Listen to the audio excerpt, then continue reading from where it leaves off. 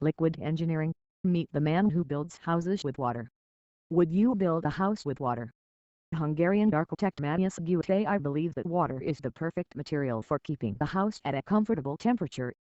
And while that doesn't mean that he can do away with traditional materials like bricks, cement, and plaster, his system promotes a whole new idea of engineering.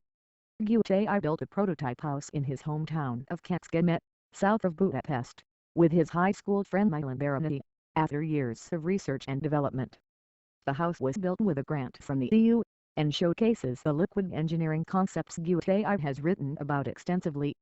Panels, some of steel, and some of glass, make up the structure of the house, and a sheet of water is trapped between the thinner layers, which equalizes the temperature across the building. The house is actually able to reheat itself. When it's hot, excess heat is stored either in the foundations of the building or in external storage, to be brought back to the walls when the temperature drops. The indoor temperature can also be modified using a monitoring system similar to central heating. This is a very efficient and sustainable system. The house can produce its own energy and be more independent of energy suppliers, which could reduce carbon emissions. Our panel can heat and cool the building itself. The water inside the panel does the very same job as heating, says Gutai. It saves energy.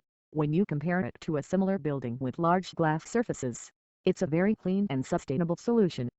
While studying sustainable architecture at the University of Tokyo, in 2003, Gutai got the idea for his water house from a visit to the open-air hot baths.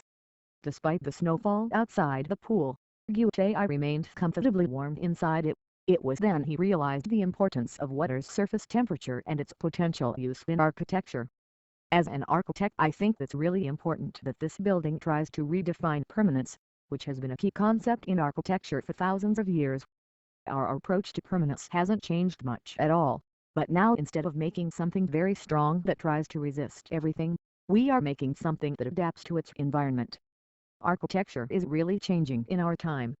We've reached our limits when it comes to solid architecture. Now it's reasonable to look for a new system.